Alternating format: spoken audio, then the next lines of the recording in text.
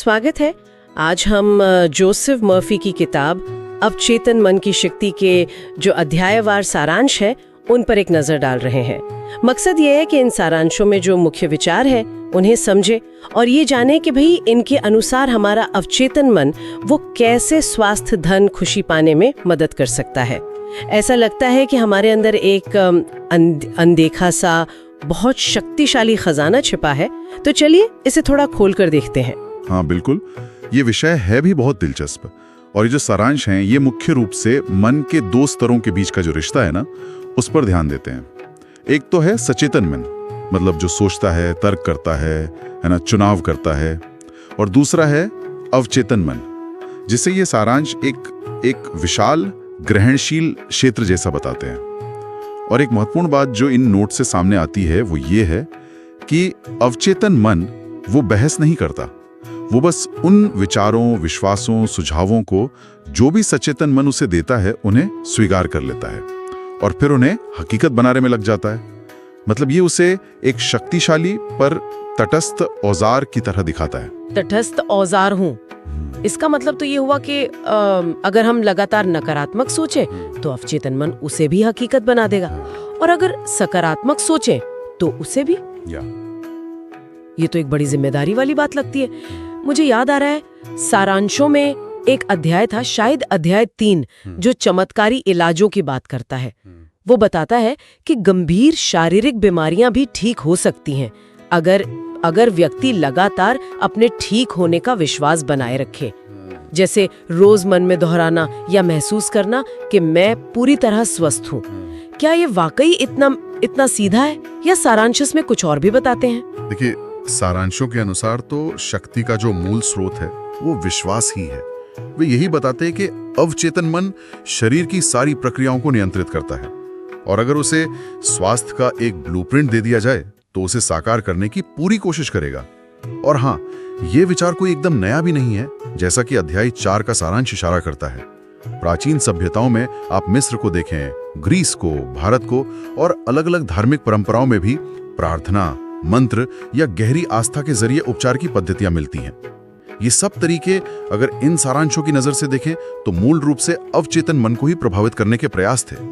अध्याय 5 इसे और साफ करता है जब वो सुझावों को बीज की तरह बताता है। अवचेतन मन एक उपजाऊ जमीन जैसा है। आप उसमें स्वास्थ्य के बीज बोएं या बीमारी के, डर के बोएं या साहस के, वो उन्हें उगाएगा। वो अच्छे या बुरे में मतलब भेद नहीं करता। ये बीज वाली बात, हाँ, ये सचमुच सोचने पर मजबूर करती है। इसका मतलब तो ये हुआ कि हमें अपने विचारों के प्रति कितना सजग रहना होगा, खासकर उन विचारों के लिए जो बार बार आते हैं या जिनमें तेज भावनाएं जुड़ी होती हैं।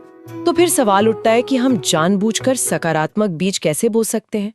सारांशों में, खासतौर पर अध्याय 6 में, जहां मानसिक उपचार की बात है, वहां मानसिक चित्रण मतलब विजुअलाइजेशन और आत्म सुझाव यानी ऑटो सजेशन ऐसी तकनीकों का जिक्र मिलता है।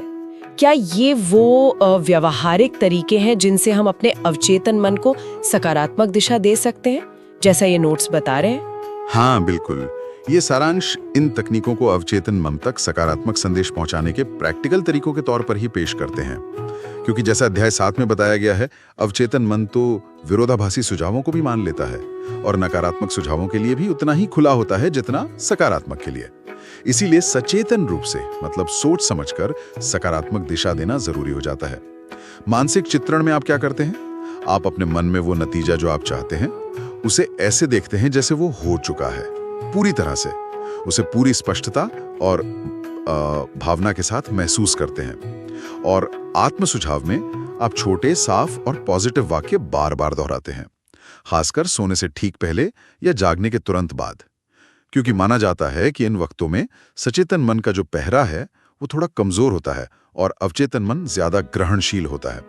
ये तरीके एक तरह से अवचेतन मन को स्पष्ट निर्देश देने की कोशिश है। अच्छा, और यहाँ बात और भी दिलचस्प हो जाती है। ये सिद्धांत, जैसा कि ये सारांश बताते हैं, सिर्फ शारीरिक स्वास्थ्य तक ही सीमित नहीं लगते हैं ना। मुझे याद है नोट्स में धन, संपत्ति और समृद्धि की बात थी, अध्याय 9 में। फिर सामंजस्यपूर्ण मानवीय संबंध, अध्याय 10, यहाँ तक कि विवाह, अध्याय 11, और स्थायी खुशी, अध्याय 12 और जीवन में पूरी सफलता अध्याय 13, इन सब के लिए भी इन्हीं सिद्धांतों के इस्तेमाल की बात की गई है। अध्याय 9 में तो धन के लिए एक खास वाक्य दोहराने का सुझाव भी था, हर दिन हर तरह से मैं और अधिक समृद्ध और संपन्न हो रहा हूँ। ऐसा लगता है कि जीवन के लगभग हर पहलू पर लागू होता है।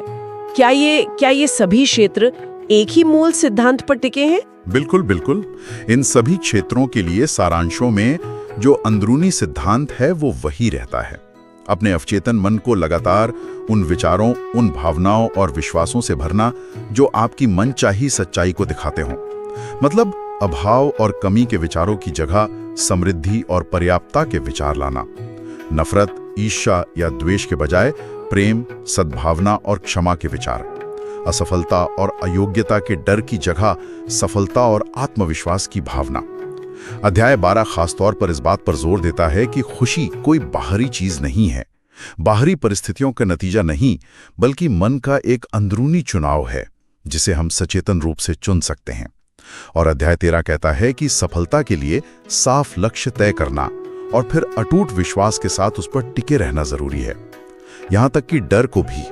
अध्याय 14 में ये सारांश एक बहुत शक्तिशाली नकारात्मक सुझाव मानते हैं जिसे विश्वास और सकारात्मक कथनों से बदला जा सकता है।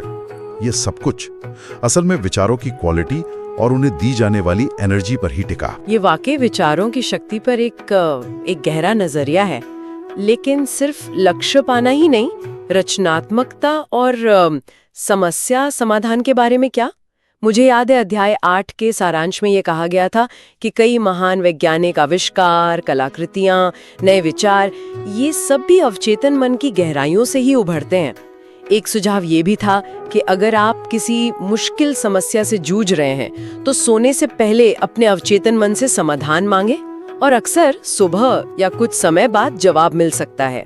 ये तो समस्याओं को हल करने का एक बिल्कुल अलग तरीका लगता है। और नींद का जिक्र भी था अध्याय 15 में। शायद इसी संदर्भ में महत्वपूर्ण हो जाता है कि सोते समय अवचेतन मन सुझावों के प्रति ज्यादा खुला होता है और रचनात्मक रूप से काम करता है। हाँ, ये विचार उस कॉन्सेप्ट से जुड़ता है जो अध्याय 16 के सारांश में है कि अवचेतन मन सिर्फ हमारी व्यक्तिगत यादों और अनुभवों का गोदाम ही नहीं है, बल्कि ये एक बड़ी अनंत बुद्धि, इन्फिनिट इंटेलिजेंस या कह लीजिए ब्रह्मांडीय चेतना से भी जुड़ा हुआ है।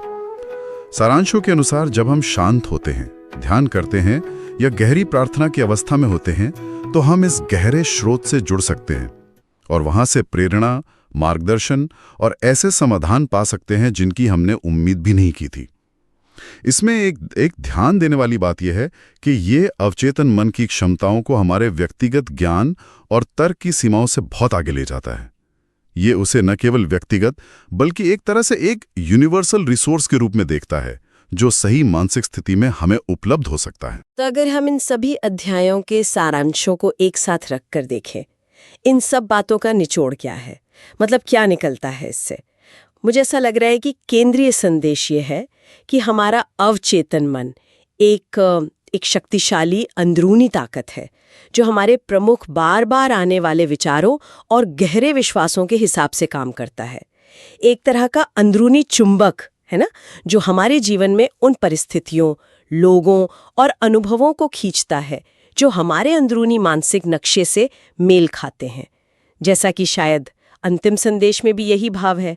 क्या यही इन सारांशों का सार है? हाँ, काफी हद तक यही लगता है। इन सारांशों का निष्कर्ष यही निकलता है कि सकारात्मक सोच, मजबूत विश्वास, कल्पना का सही इस्तेमाल और शायद गहरी आस्था या प्रार्थना का मेल, ये सब मिलकर जीवन में मनचाहे नतीजे लाने में मदद कर सकते हैं। चाहे वो बेहतर स्वास्थ्य हो या मानसिक शांति या आर्थिक समृद्धि या किसी भी क्षेत्र में सफलता। ये एक बहुत ही पावरफुल दावा है जो व्यक्ति को अपने विचारों की दिशा और उनकी क्वालिटी पर गंभीरता से ध्यान देने के लिए प्रेरित करता है। ये सफलता और खुशी की चाबी बाहरी दुनिया में खोजने के बजाय व्यक्ति के अपने अंदरूनी जगत में रख देता है। एक तरह से ये व्यक्तिगत जिम्मेदारी और क्षमता पर बहुत जोर देता है। आज हमने जोसेफ मॉफी की किताब अवचेतन मन की शक्ति पर आधारित इन हिंदी सारांशों के जरिए ये समझने की कोशिश की कि अवचेतन मन को किस तरह एक शक्तिशाली आंतरिक सहयोगी के रूप में देखा जा सकता है। एक ऐसा साथी जो हमारे स्वास्थ्य, सफलता और खुशी को गहराई से प्रभावित कर सकता है, और जो हमारे विचारों, विश्वासों और मानसिक तस्वीरों के प्रति बहुत संवेदनशील है, चाहे हम उन्हें जानबूझकर चुनें या वो अनजाने में ही हमारे मन में बैकग्राउंड में चलते रहें। और हाँ, इन सारांशों से एक बहुत विचार करने लायक बिंदु उभरता है, जो अध्याय 7 के उस विचार से जुड़ा है कि अवचेतन मन सकारात्मक और नकारात्मक दोनों तरह के सुझावों को बिना किसी भेदभाव के स्वीकार करता है। तो अगर ये सच है, तो हमारी आदतन रोजमर्रा की जो सोच है, उसकी निगरानी करना कितना ज्यादा महत्वपूर्ण हो जाता है। उन अपने आप चलने वाले विचारों और अंदरूनी संवादों पर ध्यान देना, जिन्हें शायद हम नोटिस भी नहीं करते। यह हमें सोचने पर मजबूर करता है कि हम अनजाने में अपनी सामान्य दिनचर्या में अपने अवचेतन को लगातार क्या निर्देश दे रहे हैं। हमारी पृष्ठभूमि में जो वो लगातार मानसिक बातचीत चलती रहती है, वो असल में किस तरह की कहानी बुन रही है। इस पर गहराई से विचार किया जा सकता है।